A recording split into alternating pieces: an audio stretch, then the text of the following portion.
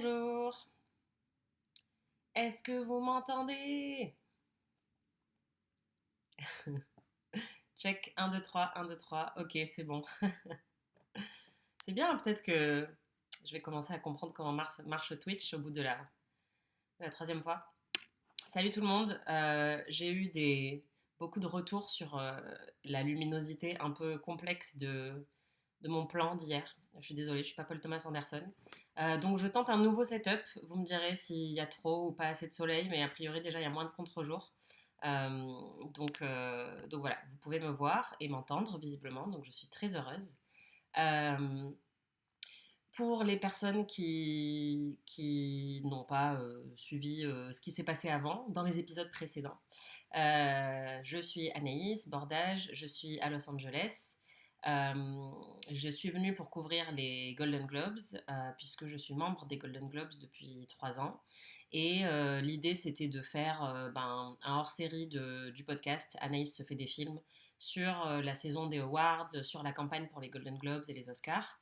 Euh, je suis venue en pensant que j'allais pas aller aux Golden Globes puisque j'avais fait une demande d'accréditation presse qui a été rejetée parce qu'il y a très peu d'espace en fait à la cérémonie et donc il y a pas mal de gens qui ont pas pu y accéder en tant que journaliste. Donc je suis venue en me disant bon bah je verrai ce qui se passe mais je ferai sans doute des événements autour de la cérémonie mais la cérémonie de toute façon je pourrais pas y aller. Et en fait ça s'est débloqué à la dernière minute. J'ai réussi à être invitée à la viewing party officielle des Golden Globes. Et donc, c'était dans le même bâtiment, enfin, c'était dans la pièce d'en face, en fait. C'était une pièce dans laquelle il y a des écrans partout, des canapés, un grand bar, enfin, plusieurs bars. Et donc, les gens se pointent. Je ne sais pas combien on était, honnêtement. Je suis très mauvaise pour faire des estimations de foule, mais je sais pas, on devait être une centaine, un truc comme ça, dans la pièce. Et en fait, on regardait la cérémonie en direct, en mangeant des petits fours et en buvant des cocktails ou enfin, de l'eau.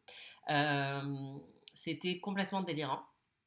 Et donc, je voulais faire ce petit live pour débriefer avec vous. N'hésitez pas à me poser toutes les questions que vous avez sur cette expérience. Honnêtement, je ne sais même pas par quoi commencer parce que c'est vraiment incroyable. Enfin, de mon point de vue de française, de me retrouver là-dedans, c'est marrant parce que j'étais avec beaucoup de gens qui viennent tous les ans, qui sont assez habitués à tout ça. Euh, et donc, eux, ils sont un peu blasés. Enfin, pas blasés, mais ça les impressionne pas, quoi. Et en fait, moi, j'étais complètement folle pendant toute la soirée, toute la journée, puisque, en fait, la cérémonie se tenait à 17 heures heure américaine. Mais en gros, il fallait qu'on se pointe à partir de 13h30. Et ils ferment, enfin à partir de 15h, on peut même plus rentrer parce qu'il y a tellement de gens sur le tapis rouge que l'objectif c'est quand même de ne pas avoir trop de bouchons. Et donc les gens arrivent un peu au compte-gouttes, en permanence de 13h30 à 16h45, où vraiment là ils ferment les portes et plus personne peut rentrer. Et après, les personnes qui sont arrivées en retard, ils les font rentrer à la première coupure pub, etc. Voilà, donc je suis arrivée moi vers 14h. Et donc j'avais 3 heures à tuer environ avant le début de la cérémonie. Donc j'ai essayé de me balader un peu, j'ai essayé de m'incruster sur le tapis rouge, mais j'ai pas réussi. Euh, Parce que voilà, je savais pas en fait avant d'y aller si j'allais pouvoir y accéder ou pas. Euh, Parce que les années précédentes, les membres des Golden Globes pouvaient y accéder. Et là, finalement, cette année, non, il y avait trop de monde et euh, ils ont pas laissé les gens rentrer, enfin en dehors des gens qui y allaient à la cérémonie. Donc j'ai pas pu aller sur le tapis rouge, mais je suis passée à côté. Et après, je suis allée directement dans ma salle de visionnage. Euh, on a eu quelques surprises, mais j'avais fait un live pronostic hier avant d'y aller. Et vous le verrez, il y a quand même pas mal de trucs que j'avais prédits, mais parce que bon voilà, c'était assez prévisible en fait. Euh, donc par exemple, dans l'absence de surprise, les deux gros prix, meilleur drame pour Hamnet et meilleure comédie pour Une bataille après l'autre de Paul Thomas Anderson, c'était vraiment quasiment sûr. Enfin, il y a pas mal de gens qui pensaient que Sinners allait gagner à la place de Hamnet, parce que c'est vrai que ces derniers jours, semaines, il y avait eu pas mal de de bruit autour de Sinners, et que c'est un film qui a été très apprécié à la fois de la critique et du public, mais finalement c'est quand même Hamnet qui l'a emporté, et bon, c'est clairement deux gros favoris pour la course aux Oscars. Euh, et les Golden Globes permettent souvent de déterminer qui pourrait se retrouver vainqueur aux Oscars. Meilleur film d'animation, ça a été K-pop Demon Hunters. Là, pareil, honnêtement, c'était pas une surprise. J'aurais bien aimé voir Arco gagner, juste parce que bah, ces dernières années, on a vu des films d'animation euh, qui sortent un peu des sentiers battus gagner. Et donc celui-là, j'aurais trouvé ça chouette aussi. En plus, c'est un film français, donc voilà, petit côté, c'est mon petit côté chauvin. Mais K-pop Demon Hunters, c'est un film que j'ai beaucoup aimé aussi. Et c'était ouais, quasiment sûr aussi que c'est le film qui allait gagner. En plus, c'est un film Netflix. Et, et encore une fois, pour rappel, Netflix, ils mettent vraiment énormément d'argent dans la campagne. Ils sont très très sérieux, ils veulent gagner des prix. Et donc, ils organisent énormément d'événements. Ils s'assurent que tous les votants serrent la main à tout le monde, rencontrent tout le monde. Ils envoient des goodies pour tout. Enfin là, comme je vous le disais dans le live d'hier, en 2 jours, j'ai fait 3 événements pour Frankenstein de Guillermo del Toro. Et j'ai eu à chaque fois un nouveau sac de goodies. Hier, à la soirée Netflix, ils offraient des chaussons fourrés, siglés Netflix, à tous les gens qui étaient à la soirée. Enfin bref, Netflix, ils mettent vraiment le paquet. Et donc, leurs films s'en sortent plutôt bien aussi parce qu'ils font campagne de manière très, très, très sérieuse. Euh, y a-t-il d'autres collègues qui étaient avec toi? Ouais, enfin, il y avait quelques membres des Golden Globes qui étaient avec moi. Et c'est chouette parce que c'est des gens que j'ai rencontrés assez récemment en fait en venant à Los Angeles. Et donc il y en a certains avec qui je m'entends très très bien. Donc c'était assez chouette de passer la soirée avec eux. Après, je me serais amusée même si je connaissais personne. Mais c'est vrai que c'était quand même agréable d'arriver dans ce cirque total et d'avoir quand même quelques têtes connues. Et c'est même un peu fou. Enfin, je me disais, c'est quand même fou. Je suis à Los Angeles, je suis aux Golden Globes et j'ai salué au moins une vingtaine de personnes qui me connaissent, quoi.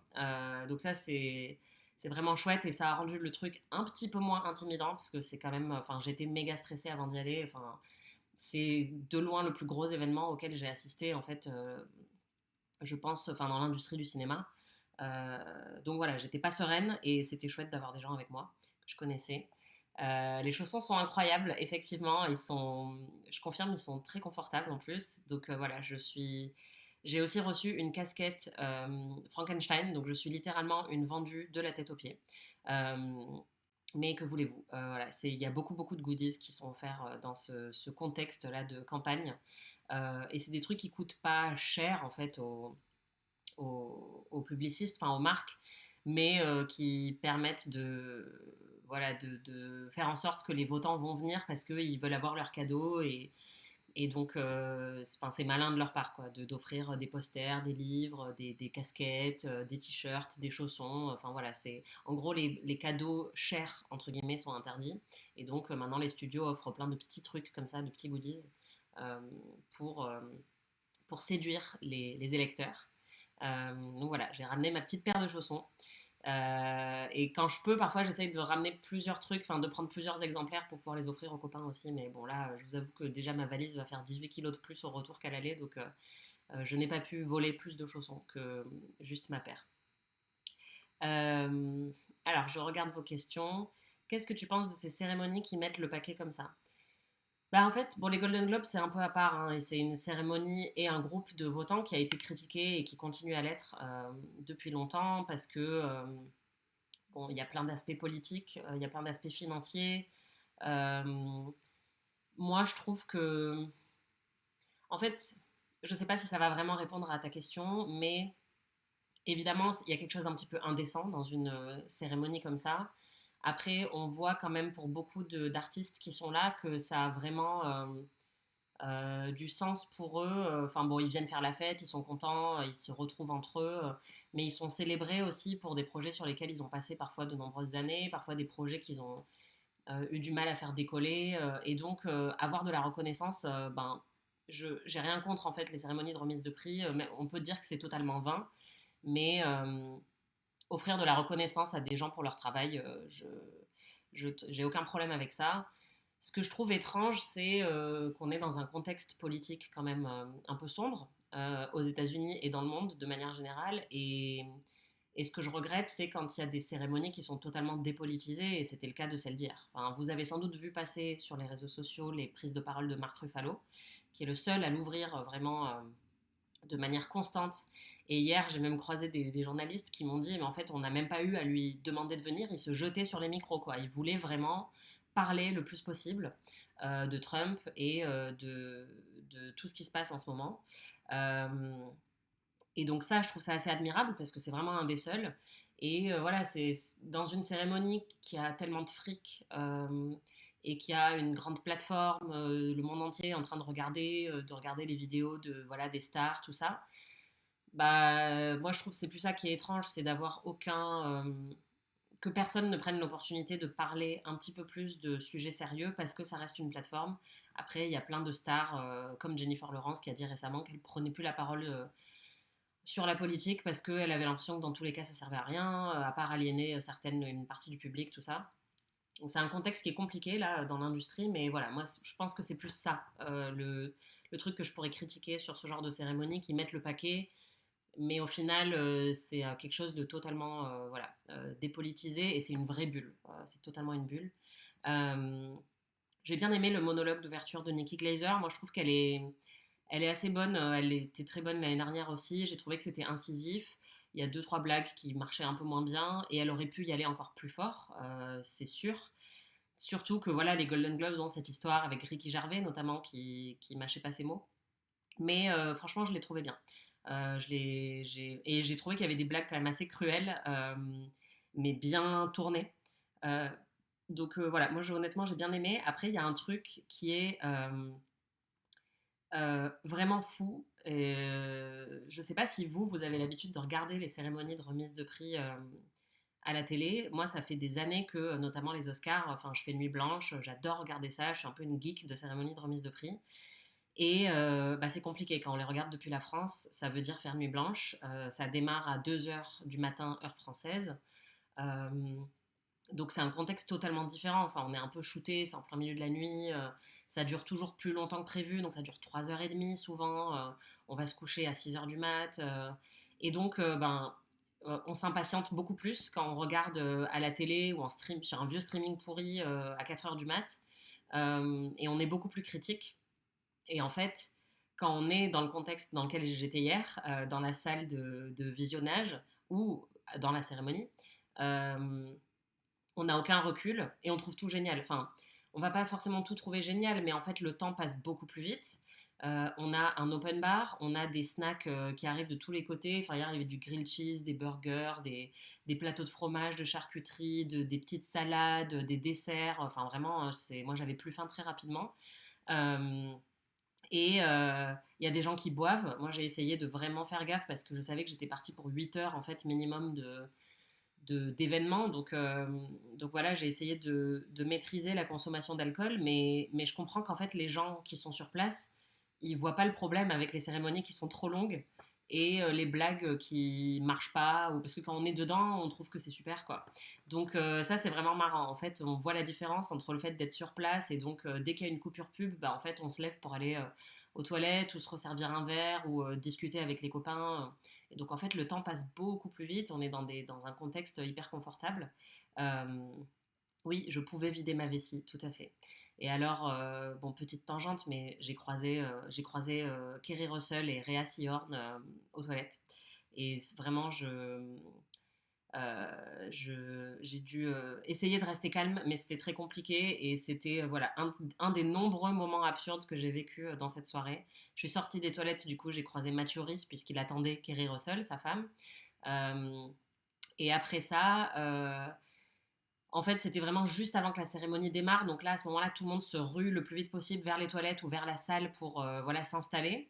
Et donc moi, c'était le cas aussi. Et en fait, en remontant le couloir, en partant des toilettes, j'étais à contre-courant de la foule.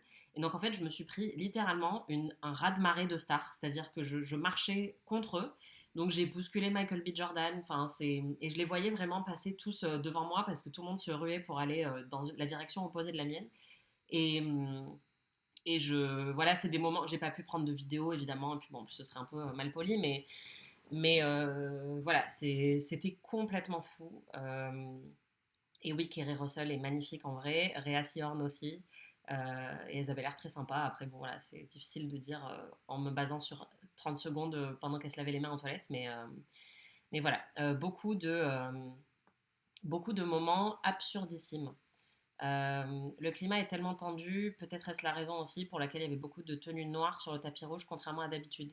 C'est vrai que c'était un tapis rouge plutôt sobre, et puis il y en avait pas mal qui avaient un petit badge en hommage à la personne qui a été tuée par ICE il y a quelques jours. Mais, mais globalement, enfin, moi je pense que les gens ont peur. Enfin, en fait, je pense qu'il y a à la fois une lassitude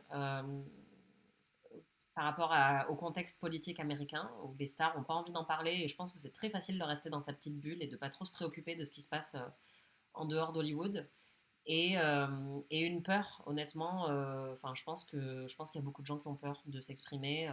Quand on voit les backlash que certaines stars peuvent se prendre pour rien, enfin absolument rien, euh, je pense que voilà, c'est un contexte qui est complexe, mais c'est décevant en fait pour nous qui les regardons, qui les admirons souvent. Ouais, moi je trouve que c'est décevant d'en voir si peu qui osent prendre la parole. Tu vas mettre du temps à réaliser tout ça. Ouais, honnêtement, je pense que je ne réaliserai jamais. Clairement. Donc les stars vont aux toilettes. Oui, les stars vont aux toilettes et c'est vrai qu'à chaque fois que je me retrouve dans ce genre de contexte et que je croise des stars aux toilettes, je me dis, voilà, je pourrais faire une liste sans doute de toutes les stars que j'ai croisées aux toilettes, c'est complètement fou. Est-ce que c'est alcool à volonté et les gens arrivent à se gérer? Oui, c'est alcool à volonté. J'ai vu personne de catastrophique. Euh, à la soirée Netflix, donc vraiment en fin de soirée, il y avait une actrice qui était bien, bien bourrée, mais du coup, enfin, je sais pas, je trouve que c'est pas très sympa de dire son nom, donc ça c'est plus ce truc que je raconterai à mes potes en soirée, mais oui, enfin, mais c'est rare, c'est-à-dire que même là, tout le monde était là un peu en mode, t'as vu, elle est en train de danser là sur la piste, donc c'est rare. La plupart des gens se retiennent. Je pense que notamment les stars, honnêtement, ils doivent boire assez peu. Moi, je pense qu'il y en a certains qui sont un petit peu plus bourrés que d'autres, mais en fait, justement, enfin moi c'est pareil, j'avais pas envie de m'embarrasser, donc j'ai pas trop bu parce que c'est stressant quoi. Enfin, il y a toute l'industrie qui est là, donc il y en a certains, je pense, qui font un peu plus la teuf, mais il y a personne qui était cata, euh, à part peut-être ouais les plus un qui viennent et qui du coup eux, ils savent qu'ils vont jamais revenir, donc ils en profitent à fond et ils ont bien raison quoi. Euh, Quoi d'autre?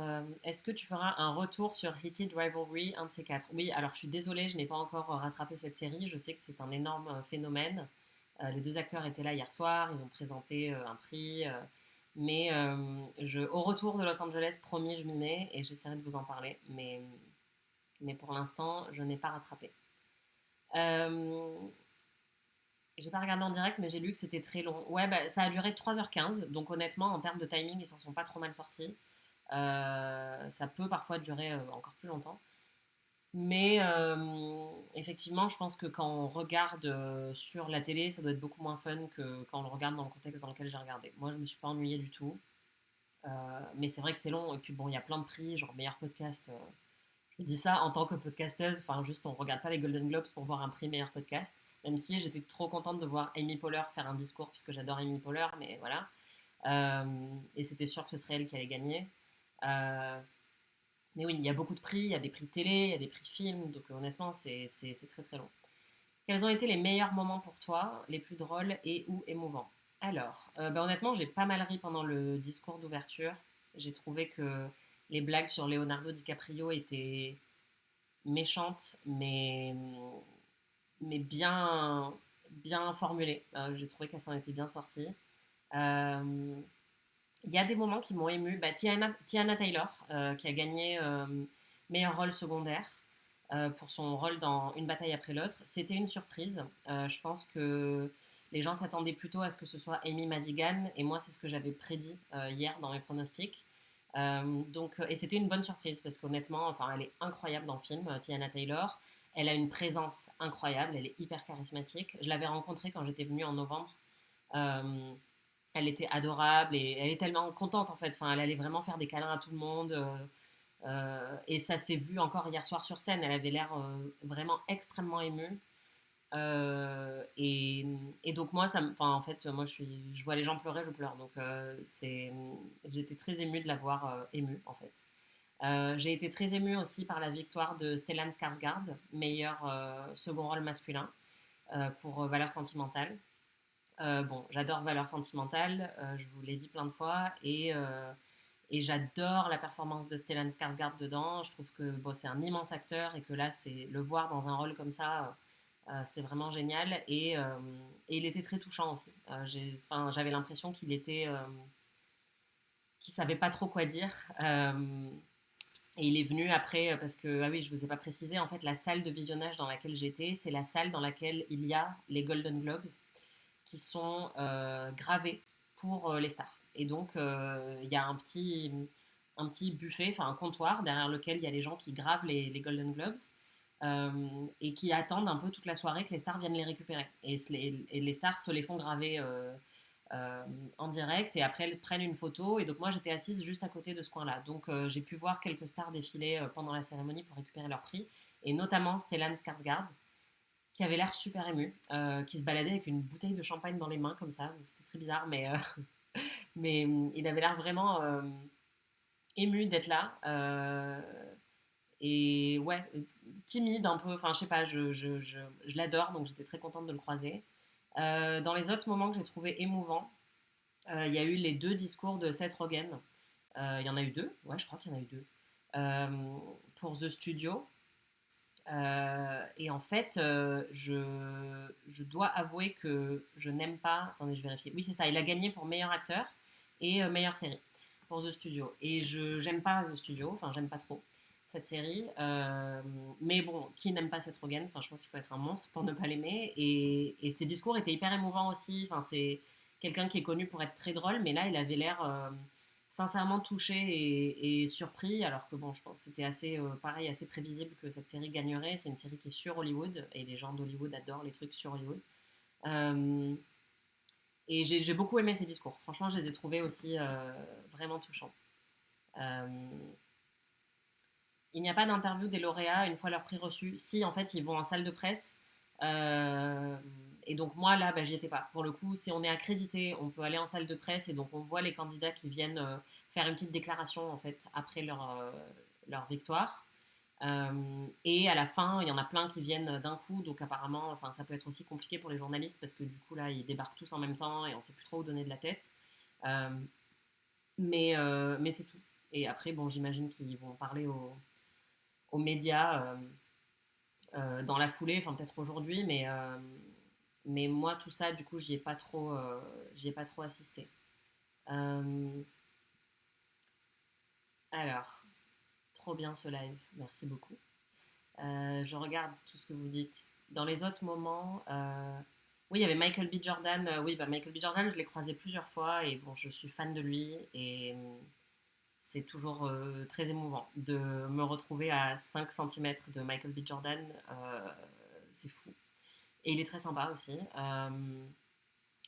J'étais aussi à la fin de la soirée en partant, j'étais juste derrière Glenn Powell qui était avec ses parents, qui rentrait à pied. Et là aussi, j'ai eu l'impression, enfin, j'ai un peu quitté mon corps, quoi. Je me disais, qu'est-ce qui est en train de se passer? Je suis en train de marcher à côté de Glenn Powell, quoi. Euh, ouais, en fait, honnêtement, il y avait tout le monde, en fait. Donc, je pourrais passer juste une heure à vous lister tous les gens que j'ai croisés. Enfin, c'était complètement fou. Et donc, je pense que je vais jamais vraiment redescendre de tout ça. Euh, Est-ce que tu passes la soirée solo ou est-ce que tu retrouves les collègues? Non, j'étais avec d'autres membres des Golden Globes et d'autres journalistes. Et c'était vraiment chouette. Et il y a aussi quelques attachés de presse en fait basés à Los Angeles que je commence à bien connaître maintenant euh, et avec qui je m'entends bien. Et donc c'était très chouette aussi de les voir. Bon, parfois j'aime leurs films, parfois j'aime pas leurs films. J'essaye de gérer tout ça. Bon, voilà, moi, c'est plus ce genre de truc qui m'angoisse en fait en étant ici, c'est que je sais pas à qui je peux dire sincèrement ce que j'ai pensé de tel film ou tel film, mais il y avait pas mal de gens que je connaissais et donc ça a rendu la soirée beaucoup plus chouette. Euh, Êtes-vous surprise de certains résultats? Le match Timothée Leonardo par exemple? Pas du tout. J'avais fait dans mon live pronostic hier, j'avais dit que c'était très probablement Timothée Chalamet qui allait gagner. Enfin, je crois que j'ai dit ça. Honnêtement, je me souviens même plus ce que j'ai dit, mais je pense que j'ai dit ça. Leonardo DiCaprio, c'est la compétition la plus sérieuse, enfin, le compétiteur le plus sérieux face à Timothée Chalamet. Mais ici, tout le monde dit, bah, de toute façon, Leonardo DiCaprio, il en a déjà eu un. Et je pense que la soirée d'hier soir allait être déterminante pour la suite. Parce que bon, Timothée est pressenti pour gagner l'Oscar du meilleur acteur cette année. Euh, et pour l'instant, bah, il a remporté le Critics' Choice, il a remporté le Golden Globes, c'est très bien parti. Il peut se passer plein de choses. Les Oscars, c'est dans 2 mois. Une campagne peut totalement s'effondrer. Les gens peuvent commencer à en avoir marre de quelqu'un ou d'un film et de dire ouais, c'est bon, enfin voilà. Les gens peuvent aussi se dire tout le monde va voter pour lui, donc je vais voter pour quelqu'un d'autre. Et au final, personne ne vote pour la personne qui était censée gagner. C'est ce qui s'est passé avec Demi Moore pour The Substance. En tout cas, j'ai parlé à des gens qui ont voté aux Oscars et qui étaient tellement sûrs que Demi Moore allait gagner l'Oscar de la meilleure actrice qu'ils ont voté pour quelqu'un d'autre en se disant bon, de toute façon, voilà, je j'ai pas besoin de donner mon vote à Demi Moore parce qu'elle va l'avoir et je serais ravie qu'elle l'ait. Et en fait, il y a plein de gens qui ont fait ça et du coup, Demi Moore n'a pas gagné. euh, donc, euh, donc peut-être que Timothée ne gagnera pas l'Oscar du meilleur acteur, mais en tout cas pour hier, pour les Golden Globes, c'était sûr. Moi j'ai aussi assisté à la campagne des Golden Globes de Timothée Chalamet en novembre. J'ai joué au bowling avec lui, j'ai bu du champagne avec lui. Il fait une énorme campagne. J'ai écrit un article là-dessus sur Télérama, si vous voulez aller le lire. Et c'est un, ouais, c'est une campagne monstrueuse. Donc honnêtement, j'étais pas du tout surprise qu'il gagne et ça a plutôt confirmé la tendance qu'on imaginait tous. Mais on verra pour la suite. Euh, Est-ce qu'avec ces énormes événements internationaux, c'est difficile de revenir à la vie normale?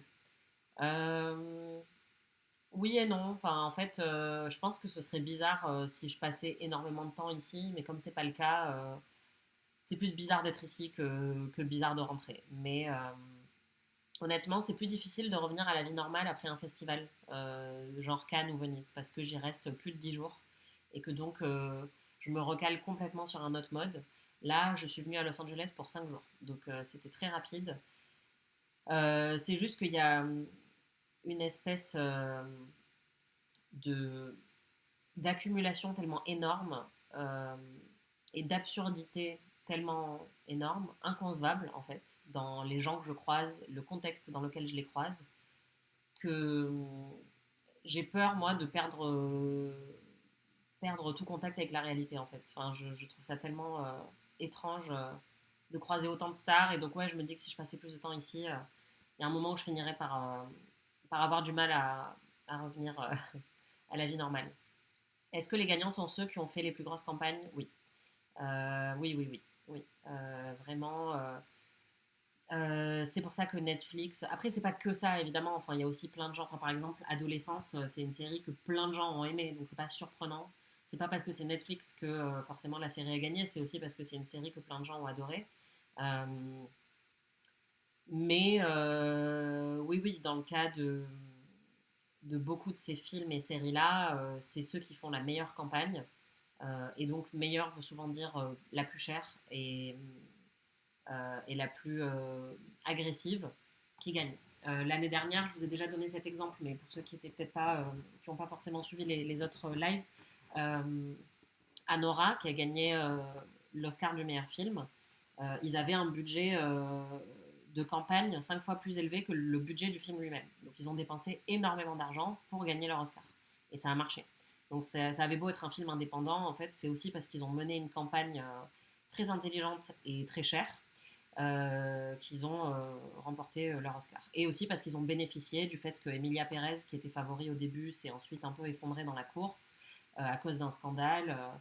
Donc voilà, hier, quelqu'un que je ne nommerai pas a fait une blague euh, un peu de mauvais goût, mais j'avoue que ça m'a fait rire, mais disait, voilà, enfin, toutes les conversations ici à l'heure actuelle sont les mêmes et c'est une bataille après l'autre de Paul Thomas Anderson va gagner. Et hier, quelqu'un a dit bon voilà, pour l'instant, c'est sûr que c'est lui le vainqueur pour l'Oscar du meilleur film, mais on ne sait pas. Et 2 mois peuvent s'écouler et peut-être qu'il y a un article qui va sortir sur le fait que Paul Thomas Anderson tue des bébés Et à ce moment-là, bah, il gagnera pas, quoi. Donc voilà, on ne sait pas ce qui peut se passer. Et puis les campagnes parfois peuvent devenir un peu sales.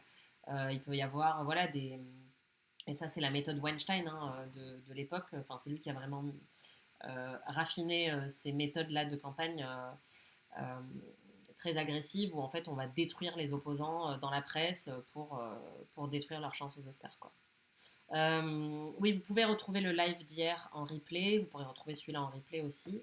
Et je vais évidemment faire des épisodes du podcast pour vous raconter tout ce qui s'est passé ici à Hollywood pendant les Golden Globes, euh, avec des interviews. Donc vous inquiétez pas, vous pourrez retrouver tout ça.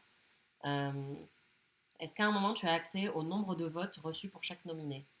Moi non, mais je sais que euh, j'ai entendu des trucs sur les nombres de votes, mais je sais pas, non, je suis pas dans la confidence. Mais il y a des gens, après, dans les conversations, on peut entendre genre, ah oui, enfin, tel film était deuxième, par exemple. Ça, on m'a raconté ce genre d'histoire. Donc ça veut dire qu'il y a des gens qui savent quel a été le nombre de votes, mais moi, je le sais pas.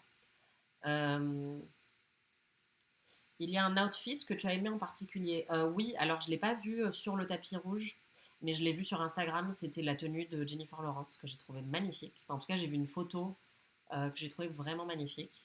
Euh, En direct live, tous les gens que j'ai croisés, bah, Rhea Perlman, n'importe quoi, euh,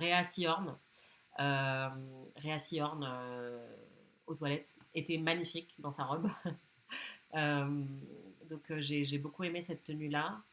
Mais sinon, je sais pas, là, il n'y en a pas d'autres qui me viennent. Mais honnêtement, je vais en rattraper beaucoup parce qu'il se passe tellement de choses que j'ai moins regardé que quand je regarde justement depuis chez moi sur l'ordi où en fait je suis sur les réseaux sociaux et je check toutes les tenues du tapis rouge. Là, en fait, je parlais aussi avec des gens, je mangeais. Donc en fait, j'ai moins prêté attention aux tenues. Heureusement, Emilia Pérez n'a pas gagné, je suis mexicaine. No comment. Euh, Donc un petit film qui n'a pas d'argent pour la campagne a moins de chances de gagner, c'est dommage. C'est vrai, après c'est pas toujours le cas. Euh, Everything Everywhere All at Once, c'était une surprise et c'était pas une campagne énormissime, mais c'est une campagne qui a marché. Parfois il y a des campagnes un peu plus bout de ficelle qui peuvent marcher. Donc c'est pas toujours le cas. Mais effectivement, oui, ceux qui ont beaucoup d'argent euh, arrivent souvent premiers. Euh, et il y a des règles, hein. Il y a beaucoup de règles, que ce soit pour les Oscars ou pour les Golden Globes, mais évidemment, enfin, tout le monde n'est pas logé à la même enseigne, ça c'est sûr.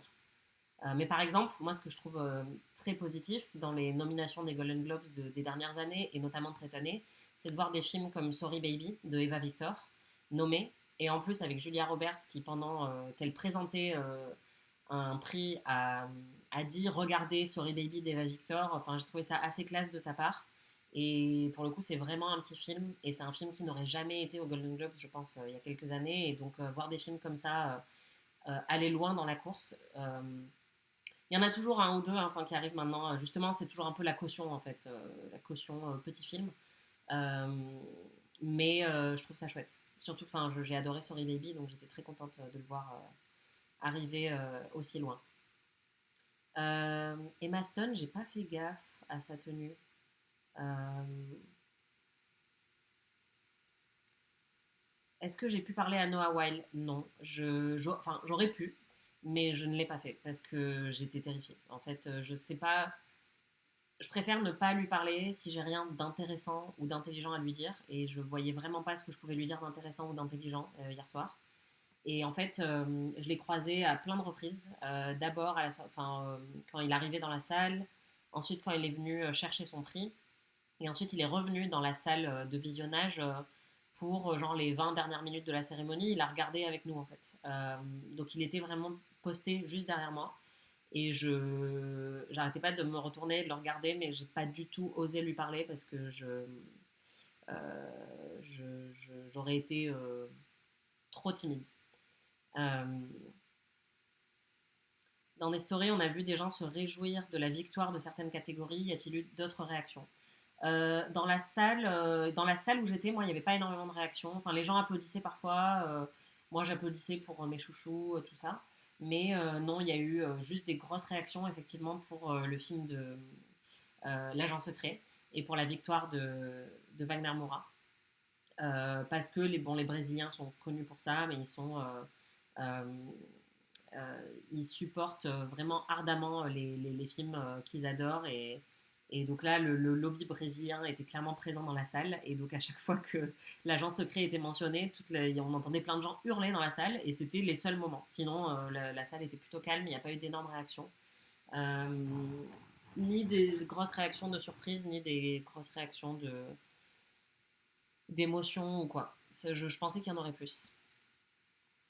Alors, je suis américain. J'aimerais savoir ce que tu penses des similitudes et différences entre les cérémonies ici aux États-Unis et les Césars. J'ai l'impression que ce sont les Oscars, mais en français. Ouais, enfin, c'est un peu. Euh, Bah, disons qu'en fait, ça dépend si on est. Enfin, moi, je suis moins le cinéma français que le cinéma anglo-saxon, donc je suis toujours beaucoup plus excitée à l'idée de regarder les cérémonies américaines parce que c'est là que je vois plus d'artistes qui m'intéressent et qui me passionnent vraiment. Euh, et ouais, je sais pas ce que je peux dire de plus pertinent là-dessus sur la différence entre Oscar et César. Non, je dirais que. Enfin, la différence, c'est que tout le monde dans le monde regarde les Oscars et qu'il n'y a que les Français qui regardent les Césars, quoi. Donc on n'est quand même pas sur le même ordre de grandeur. Euh, mais après, j'aime beaucoup regarder les Césars aussi.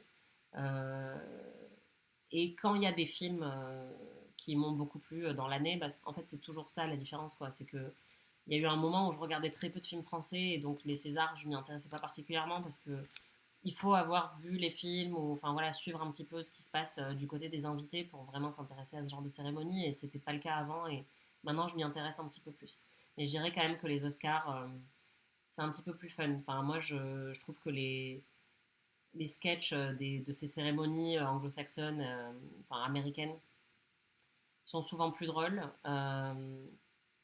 et Et ouais, personnellement, moi, je préfère les Oscars au César. Voilà, désolé au César. Invitez-moi quand même, s'il vous plaît. Enfin, non, vous faites ce que vous voulez. Mais... Euh, les Brésiliens ne rigolent pas. Ah ouais, non, ils sont à fond. Euh, Est-ce que tu sais s'il y a le même système de campagne pour les Césars? Ben, encore une fois, je suis beaucoup moins dans les petits papiers français, donc je connais pas trop ce système-là. Mais je pense pas. Enfin, en tout cas, pas avec le même ordre de grandeur. Enfin, c'est vraiment délirant la campagne pour les Oscars. Enfin, c'est un truc de fou. Déjà, ça dure 6 mois. Ils dépensent des thunes mais monstrueuses et ça concerne énormément de monde. Enfin, encore une fois, je pense que les Césars c'est plus petit. Euh, les Oscars, enfin, c'est une énorme machine. Et donc, c'est énormément d'événements, de réceptions, de cadeaux, d'interviews, enfin, il y a beaucoup plus de trucs. On voit pas vraiment, enfin, je suis sûre que les attachés de presse, s'il y a des attachés de presse français qui nous suivent et qui bossent dans le cinéma, ça m'intéresse effectivement de savoir s'il y a une logique de campagne aussi avant les Césars, mais je suis pas sûre que ce soit quand même au même niveau d'intensité que la campagne américaine, quoi.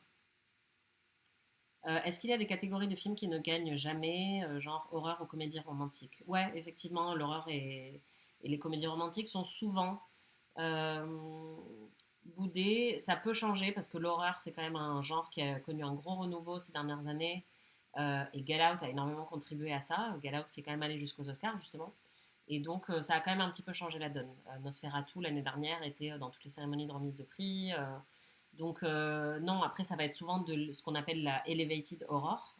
C'est sûr que ça a plus de chances de se retrouver euh, dans les cérémonies de remise de prix. Et les comédies romantiques, bah, par exemple, il y a Matérialiste qui était en campagne aussi cette année. Donc, ça existe, mais c'est vrai que c'est des films qui ont peut-être moins de chances d'aller jusqu'au bout. Par exemple, The Substance, voilà, on se disait, si The Substance gagnait Best Picture, ce serait complètement fou. Enfin, un film d'horreur français, gore, tout ça, ce serait très, très intense, quoi. Euh, Faut que j'aille me moucher, donc je vais me moucher et je reviens.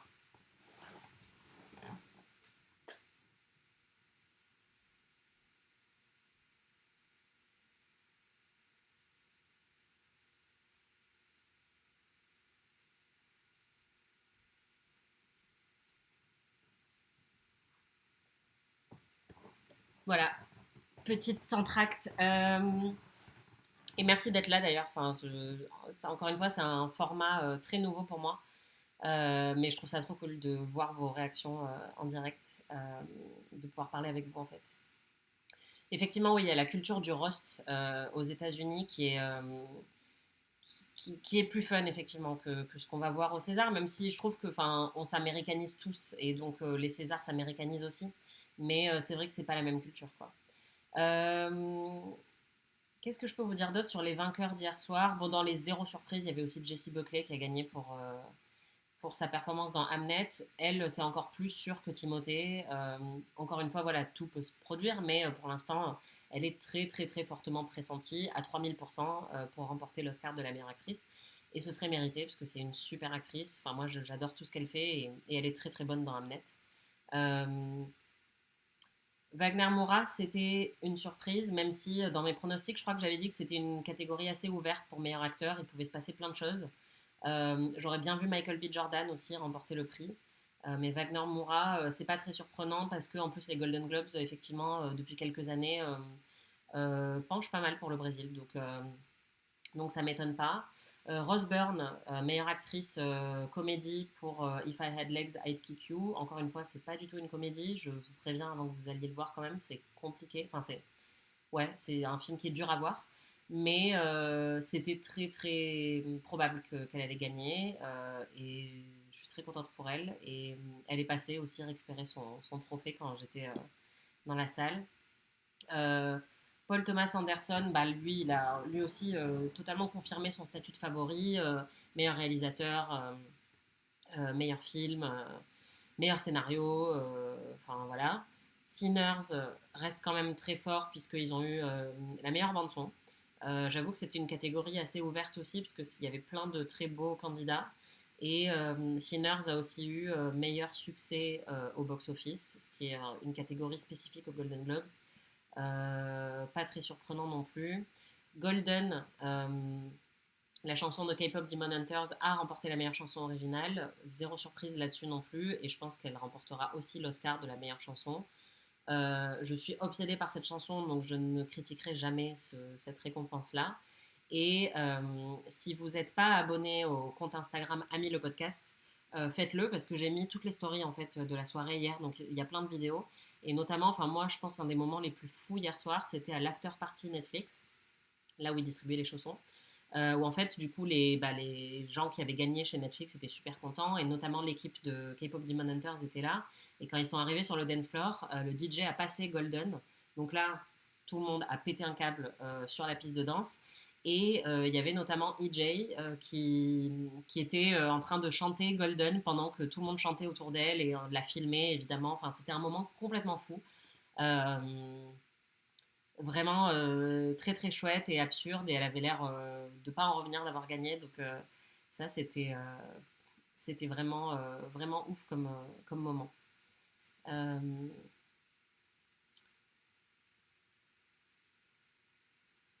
Est-ce que tu sais à qui s'adressait DiCaprio dans la fameuse vidéo qui circule partout? Alors du coup j'ai pas suivi ça donc je vais essayer de rattraper mais j'ai pas vu la vidéo de DiCaprio. Euh, Est-ce que l'organisation des Golden Globes vous liste des choses à faire ou pas faire à la soirée? Non. Ou si c'est le cas, j'ai rien reçu moi. Mais, euh, mais non, non, je crois pas. Après, j'ai vu par exemple hier à la soirée Netflix, moi j'ai été invitée un peu sur le tard. Donc j'ai pas reçu le mail officiel d'invitation, tout ça. Et en fait, je crois que les gens qui avaient été invités depuis longtemps, ils avaient eu un mail qui leur disait que, en gros, il valait mieux pas prendre trop de photos ou de vidéos. Donc il y a juste ça, mais là c'était Netflix qui avait dit ça, c'était pas forcément les Golden Globes. Donc non, moi les Golden Globes, euh, j'ai pas, euh, j'ai pas reçu de consignes très précises. Il se passe quoi aux after parties? Qui y va? Est-ce que c'est pour faire la fiesta ou pour faire du network? Les deux. Donc effectivement, il y a plein d'after parties après les Golden Globes, il y a l'after party officiel qui est dans le même bâtiment. Donc c'est vraiment, ils sortent de la pièce de la cérémonie, c'est la pièce d'à côté. Euh, il faut toutes ces after parties, il faut être sur liste. Donc moi, l'after party officiel, j'étais pas sur la liste, donc j'ai même pas tenté d'y aller. Et donc, je suis allée à l'after party Universal. Et c'est Universal qui gère le film Hamnet. Donc, ils étaient très contents de la victoire de Hamnet et de Jessie Buckley. Donc là, il y avait Paul Mescal à la soirée, il y avait Jessie Buckley, Chloé Zhao, enfin toute l'équipe de Hamnet. Euh, j'ai pas vu Joe Alwyn, que j'avais croisé la veille. J'étais très triste parce que maintenant c'est mon meilleur pote. Donc je voulais le revoir et lui montrer ma tenue dont on avait discuté tous les deux la veille, mais je l'ai pas croisé. Et il y avait aussi Sarah Snook qui était à cette soirée. Donc là, j'étais un peu en pamoison aussi parce que je l'adore. Et elle était très belle. Euh, et après, je suis allée à l'after party Netflix. Et en fait, il y a des gens qui sont là pour faire la fête, clairement. Mais ça réseaute aussi. En fait, il y en a, je pense, qui sont soulagés. Enfin, par exemple, tous les gens qui étaient nommés, je pense qu'ils sont contents de pouvoir se détendre un peu et faire la fête. Et en fait, ce matin, je suis allée à une after party. C'est pour ça que j'ai fait le live avec vous à 21h, parce qu'en fait, je pensais que j'avais une after party à midi, mais en fait, midi, c'était l'heure de fin. C'était de 9h à midi. Et c'était un yacht club dans le port Marina del Rey. Et alors là, ça avait rien à voir. Enfin, je me suis retenue de rire en arrivant, mais en fait, il y avait 8 personnes et il y avait des ballons de baudruche accrochés au plafond et c'était vraiment un tout petit truc organisé. Et enfin, c'était rien à voir avec les after parties d'hier. Et là, pour le coup, il y avait des gens qui étaient plus là pour réseauter. Donc, comme c'était un petit groupe, tout de suite, enfin, moi, on m'a bondi dessus pour me filer des cartes, prendre des selfies avec moi. Donc, c'était même absurde parce que je pense que les gens, du coup, ont tendance à penser que tout le monde est important dans ce genre d'endroit et donc les gens me considèrent aussi comme quelqu'un d'important alors que je ne peux absolument rien leur apporter. Enfin, même si, par exemple, quand c'est des RP ou enfin, des publicistes, ils sont contents de rencontrer les journalistes, mais voilà, c'était marrant. Enfin, il y a vraiment des gens qui se sont jetés jeter sur moi pour me filer leurs cartes, quoi. Donc c'est un peu les deux, Fiesta et Network. Euh, Merci pour tous vos messages, c'est vraiment très gentil. Euh, Quand tu arrives sur place, tu dois sortir invitation, carte de presse et pièce d'identité. Carte de presse, non. Invitation, la plupart du temps, en fait, on est sur liste. Donc, on donne juste notre nom. Et pour la soirée Netflix, j'ai dû montrer ma pièce d'identité aussi. Euh, Après la soirée Amnet, enfin la soirée Universal, j'y suis allée avec l'attaché de presse du film. Donc ils m'ont pas trop posé de questions. Enfin, j'étais sur la liste, mais du coup, ils m'ont pas demandé de pièce d'identité parce que je pense qu'il n'y avait pas besoin. Euh, et sinon, oui, parfois quand ils ont un doute, j'imagine, ils demandent de montrer l'invitation. Mais, mais sinon, juste donner le nom, ça suffit. Pourquoi Hamlet et non Hamlet? Eh bien, il faut voir le film ou lire le livre pour le savoir. Mais Hamlet, c'était le nom du fils de Shakespeare. Et l'œuvre Hamlet théorise euh, un lien justement entre le nom du fils de Shakespeare qui s'appelait Hamlet et l'écriture de la pièce Hamlet. Euh, Parce que on ne sait pas si c'est vraiment inspiré de son fils, mais c'est en tout cas la thèse du livre et du film. Et du livre de Maggie O'Farrell, je crois qu'elle s'appelle, l'autrice, qui a aussi coécrit le film et que j'ai rencontré et qui est hyper sympa. Euh, Vous ne feriez pas un Twitch live pour la cérémonie des Oscars en direct des fois? Ben si, c'est totalement envisagé et c'est aussi pour ça que je voulais tester déjà un petit peu avec les Golden Globes. Je ne serai pas aux Oscars, là je peux déjà vous le dire, je ne serai pas à Los Angeles. Mais clairement, s'il y en a qui veulent faire nuit blanche, du coup je pense que je vais regarder les Oscars en direct et sur Twitch. Comme ça on pourra regarder tous ensemble. Euh, je pense, et je pense qu'on pourra aussi faire ça pour les Césars s'il y a des gens qui sont intéressés. Euh, Est-ce que Valeur sentimentale a encore ses chances pour le meilleur film en langue étrangère pour les Oscars? Bah justement, enfin c'est un peu, en fait dans ce genre de cérémonie, on voit qui a gagné et après on fait des pronostics et clairement là, Valeur sentimentale est en perte de vitesse. Il n'y a que Stellan Skarsgård qui a gagné un prix hier. Le film a démarré sa campagne très tôt, trop tôt selon certains. Et du coup là, ils ont un peu arrêté de faire campagne il y a un mois ou en tout cas la campagne s'est essoufflée et donc ils gagnent pas autant de prix que ce qu'on aurait pu prédire il y a 3 mois quoi. Donc pour l'instant ça me semble mal barré pour les Oscars et je pense que l'agent secret euh, est en train en ce moment de prendre le devant de la course parce qu'il gagne plein d'autres prix ailleurs et que le bouche à oreille fonctionne super bien pour le film, même si je peux vous dire que j'ai croisé beaucoup de gens qui n'aiment pas du tout le film ici Bon, moi, je trouve que c'est un très bon film et c'est des jaloux, c'est pour ça. Ils n'étaient pas contents que le film ait gagné, mais moi, clairement, il y a quelques mois, j'aurais dit que ce serait Sirat ou Valeurs sentimentales. Maintenant, je pense que ça a de bonnes chances d'être l'agent secret. Mais les Oscars, encore une fois, rappellent, c'est un groupe de votants très différent des Golden Globes, puisque les Golden Globes, c'est quelques centaines de journalistes internationaux qui ne sont pas, pour la plupart, basés à Los Angeles, alors que les Oscars, c'est les gens de l'industrie. Donc, ils ne votent pas forcément de la même manière. Euh, pour les non-gagnants, ça va se passer comment les prochaines semaines? Est-ce qu'ils ont encore leur chance pour les Oscars? Oui, ils ont encore leur chance. En fait, la campagne, elle est en plein de temps. Et donc, il y a une campagne Golden Globes et ensuite, il y a une campagne qui se poursuit post-Golden Globes. Il y en a certains, je pense, qui vont comprendre là que ça va peut-être s'arrêter euh, et qu'ils ont vraiment très peu de chance. Mais il y en a plein aussi qui vont continuer parce que tout est encore très ouvert. Donc, je réfléchis là à ceux qui ont vraiment zéro chance. Euh, je sais pas, le truc c'est que les nominations des Oscars n'ont pas encore été annoncées. Donc là, il y a encore des conversations qui sont uniquement sur les nominations. Donc tout est encore très ouvert, ouais. Je réfléchis, mais ouais, non, après je pense qu'il y en a qui sont déçus. Bah si, alors si, il y a un exemple, enfin un cas spécifique, c'est Julia Roberts. Julia Roberts, qui a été nommée meilleure actrice pour After the Hunt, qui ne l'a pas eu, qui d'ailleurs a bien dit sur scène qu'elle était dégoûtée de ne pas l'avoir eu. Euh, Ce qui se dit ici, c'est que elle a déjà eu de la chance entre guillemets d'être nommée pour les Golden Globes parce que le film n'a pas eu une très bonne campagne, il n'a pas eu des super retours critiques et donc elle, c'est quasiment sûr. Enfin, encore une fois, je dis toujours c'est quasiment sûr, rien n'est sûr, mais euh, hier, on en parlait avec plusieurs personnes, quoi, du fait que sa campagne s'arrête sans doute là. Et qu'elle sera sans doute pas nommée aux Oscars et qu'il y a peut-être quelqu'un d'autre qui va prendre sa place. Euh, Peut-être Kate Hudson pour Song Sung Blue, qui est très appréciée en fait à Hollywood euh, et qui a fait une bonne campagne pour le coup. Donc on verra. Les nominations vont tomber bientôt pour les Oscars et on verra à ce moment-là. Mais voilà, c'est le seul exemple qui me vient en tête là. C'est qu'effectivement, je pense que Julia Roberts, elle peut rentrer à la maison, quoi. Mais sinon, tous les autres, c'est encore ouvert. Euh, oui, le Dolby Theatre des Oscars, effectivement, c'est un centre commercial très laid. J'y étais aussi en novembre. Et ouais, quand on est sur place, enfin, je pense que c'est très beau dans la salle, mais pour y arriver, oui, c'est très très moche, je confirme. Alors que là, les Golden Globes, c'est à Beverly Hills, donc déjà quand on arrive, c'est hyper beau. Et, et c'est un peu excentré en fait, à Los Angeles. Euh,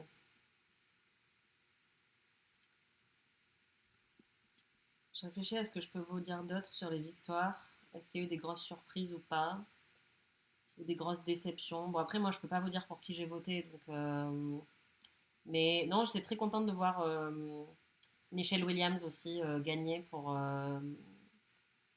Dying for Sex, même si elle n'était pas là. Ah si, la surprise, grosse surprise, c'était Erin Doherty pour Adolescence, qui a gagné meilleur second rôle féminin. Euh, Moi, j'étais persuadée que ce serait quelqu'un de The White Lotus, mais comme ils avaient trois actrices différentes nommées pour The White Lotus, ça a dû diviser les votes. Euh, et donc, c'est Erin Doherty qui l'a emporté. Mais alors là, ouais, j'avoue que je m'attendais vraiment, moi, à ce que ce soit Parker Posey de, de The White Lotus ou Emily Wood. Et clairement, dans la salle où j'étais, quand les nominés ont été annoncés, les gens applaudissaient de ouf pour les trois actrices, donc Carrie Coon, Parker Posey et Emily Wood. Euh, et donc, ouais, très surprise que ça ait été Erin Doherty, mais qui a fait un discours hyper charmant et qui en plus a remercié les psys dans son discours. J'ai trouvé ça, pour le coup, voilà, dans une série qui était totalement dépolitisée. J'ai trouvé ça vraiment chouette en fait et original et effectivement important. Enfin, je trouve que toute mention des questions de santé mentale sur une grande plateforme vaut le coup. Euh, Excellente série, Dying for Sex, tout à fait. Tu as signé un NDA? Non, je n'ai pas signé de NDA. Je suis libre de dire ce que je veux. Mais en fait, moi, je suis hyper stressée parce que je sais pas ce que je peux dire. Enfin, justement, si je signais un NDA, limite, ce serait plus simple parce que je saurais ce que je n'ai pas le droit de dire. Et en fait, je vous avoue que je fais tout ça totalement en freestyle, quoi. Donc, je ne sais pas ce que. Enfin, parfois, je vois des trucs ou j'entends des trucs et je me dis, ah, ça, j'ai trop envie de le raconter, mais je sais pas si je peux, quoi. Et après, il y a des trucs un peu de respect pour les gens. Enfin, bah, par exemple, hier, Stellan Skarsgård qui se baladait avec sa bouteille de champagne dans les bras. Il avait l'air un peu paumé, en fait. Enfin, et donc, je l'ai pris en photo. Et après, quand j'ai vu la photo, je me suis dit, je vais pas la partager. Enfin, ça fait vraiment photo volée, pas cool pour lui. Donc voilà, c'est un peu un radar personnel aussi, mais j'ai partagé énormément de vidéos sur le compte Ami le podcast. Abonnez-vous sur Instagram. Mais il y a aussi des trucs que j'ai pas partagés, même si j'ai pris la photo ou la vidéo. Après, je me suis dit non, en fait, ça je le garde pour moi ou je le montrerai à mes proches, mais c'est pas un truc que j'ai envie de diffuser sur une plateforme, quoi. Donc on fait un peu un arbitrage personnel. Euh, voilà, je sais pas ce que je peux vous raconter d'autre. Enfin, sans doute plein de choses, mais je vous dis, c'est tellement délirant que voilà, je regarde vos questions pour voir ce qui vous intéresse, vous. Mais c'était hallucinant. Vraiment, je sais pas comment je vais me remettre de cet événement. Surtout que, voilà, comme me l'a dit une copine, pour quelqu'un qui pensait n'avoir rien à faire le soir des Golden Globes il y a 2 jours, tu t'en es quand même plutôt bien sorti. Effectivement, on ne t'a pas vu faire beaucoup de selfies. Eh ben, vous ne m'avez pas vu faire beaucoup de selfies, mais sachez que j'en ai beaucoup fait. C'est juste qu'ils sont juste dans ma pellicule portable. Euh, mais j'en ai fait. Je me suis dit, s'il y a quand même un soir où je peux faire des selfies, c'est le soir des Golden Globes. Donc, euh, donc oui, j'en ai beaucoup fait, mais pareil, je vois pas. Enfin, j'ai mis quelques photos de moi et de la tenue, plus pour le côté marrant, absurde, sur le compte Instagram Ami, mais mais je vais pas non plus vous mettre mes selfies pris dans les toilettes de l'after party. Enfin, je veux dire, je me vois pas trop mettre ça sur une plateforme publique, donc voilà, c'est plus pour moi, pour m'amuser et pour montrer à mes proches, quoi. Euh, merci, bah merci à vous de suivre ce live, vous êtes trop sympa. De quelle selfie es-tu la plus fière? Bonne question. Attendez, je vous en montrer un. Allez, parce que vous êtes là. Il y en a un que j'ai fait avant la cérémonie, où j'étais terrifiée. Je ne savais pas si j'allais être trop en avance, trop en retard, euh, trop sapée, pas assez sapée. Et donc j'étais très inquiète. Donc j'ai pris un selfie voilà, en mode mon Dieu, qu'est-ce qui va se passer? Mais sinon, non, je sais pas. Enfin, en fait, j'ai aussi ce qui est chouette, c'est que comme tout le monde se prend en photo, il y a d'autres gens qui disent viens, je te prends en photo, mets-toi là, vas-y, prends la pause. Enfin, surtout comme je vous l'ai raconté dans d'autres épisodes du podcast, enfin, il y a une culture de la photo ici qui est très intense. Donc, j'ai 3 milliards de personnes qui m'ont dit viens là, viens, on se prend en photo, tout ça. Et, euh, et là, ce matin, quelqu'un m'a demandé quel était mon programme du jour. Bah, du coup, j'étais à l'Ardenne 31. Je me demande qui est cette personne. Euh, ce matin, j'étais à donc une after party au yacht Club de Marina Del Rey avec 8 personnes. Et c'était, enfin, j'ai l'impression d'être dans Twin Peaks en fait. Enfin, c'était vraiment très très drôle et absurde. Donc j'ai fait ça ce matin. Ensuite, j'ai acheté un bagel au bacon et au fromage parce que j'ai quand même bu un peu de champagne hier soir, donc j'avais besoin d'éponger tout ça. Et ensuite, je suis venue vous parler.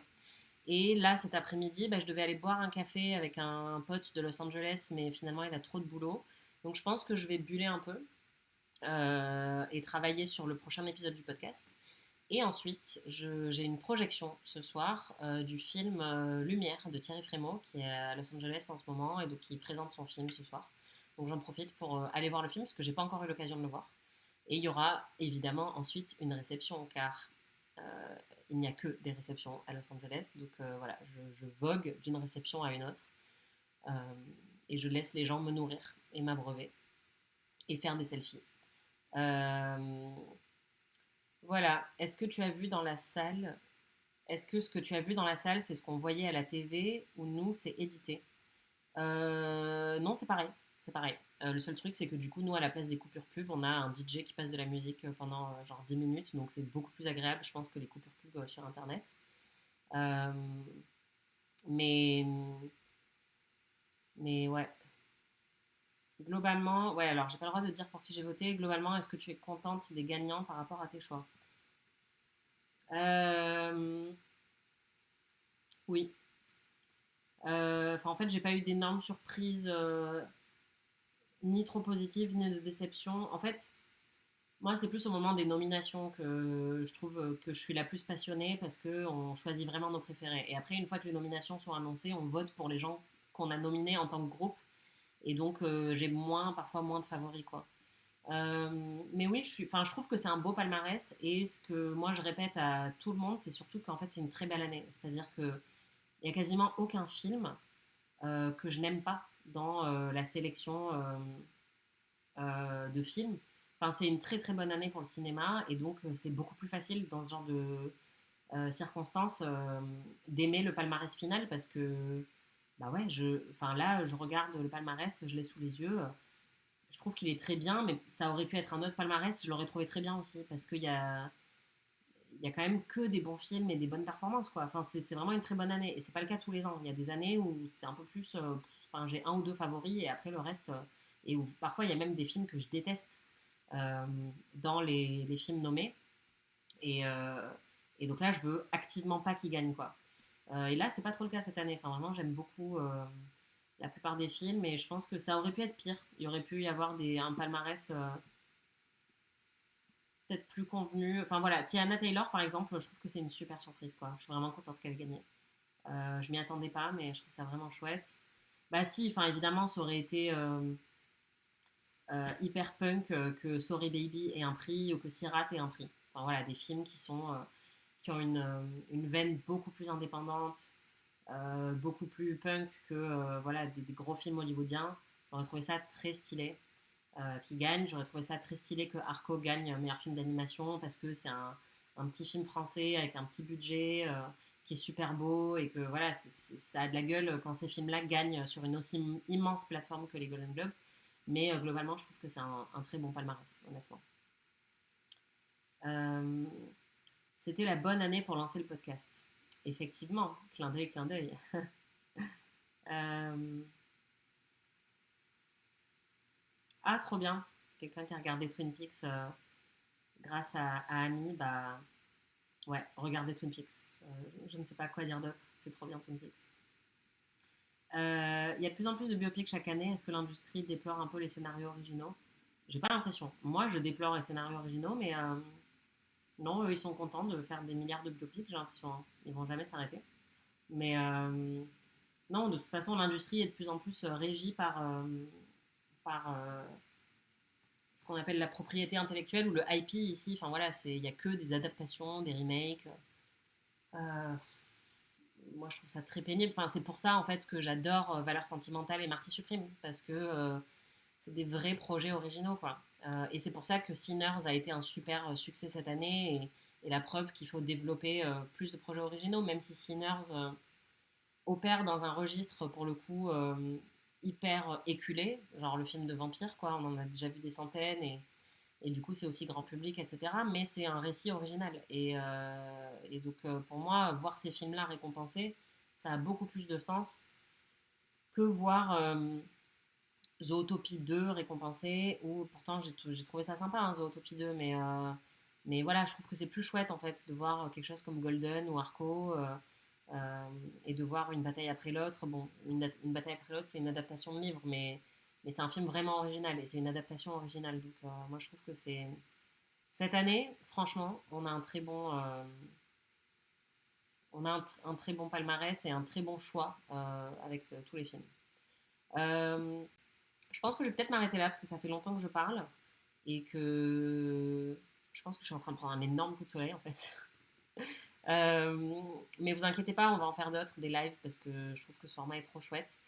Merci beaucoup pour toutes vos questions, merci beaucoup d'être venus regarder, merci beaucoup pour tous les gens qui ont regardé ou qui regarderont en replay, puisque j'ai vu qu'il y a plein de gens qui ont regardé le live précédent en replay, donc franchement, vous gérez, c'est trop cool. Honnêtement, je sais pas ce que je raconte, je parle beaucoup, donc j'espère que c'est intéressant. Je vous raconterai le reste à d'autres occasions et notamment dans le podcast. Donc si vous n'êtes pas encore abonné au podcast Anaïs se fait des films, c'est le moment. Abonnez-vous à Ami, le podcast sur Instagram, si vous voulez voir encore plein de photos et de vidéos de toute la folie Golden Globes Los Angeles. j'ai quand même prévu de faire d'autres voyages à Los Angeles à l'avenir, donc j'aurai d'autres choses à vous raconter dans le podcast et en live. Et voilà, là je pense que honnêtement je suis un peu KO. Donc je vais m'arrêter là et ça fait 1h15 que je parle, donc c'est bien aussi peut-être que je m'arrête. Merci beaucoup, vous êtes trop trop cool. Merci pour tous vos retours, pour toutes vos questions. Euh, c'est hyper chouette de pouvoir dialoguer avec vous vraiment et de voir que du coup bah, ça m'intéresse pas que moi et que vous aussi ça vous intéresse tous les coulisses de l'industrie. Ça fait chaud au cœur. Effectivement, j'ai encore quelques tacos à manger avant de partir. Je vais essayer d'en manger le plus possible. Et je pense que demain, j'essaierai d'aller à la plage aussi pour décompresser de tout ce côté très intense industrie que j'ai vécu ici. Et aussi parce que il fait un temps, comme vous le voyez, absolument incroyable. Donc je vais essayer de profiter avant de rentrer à l'hiver parisien. Mais voilà, merci beaucoup. Je vais clore ce live, mais vous êtes trop cool. Voilà, gardez vos questions pour la prochaine fois.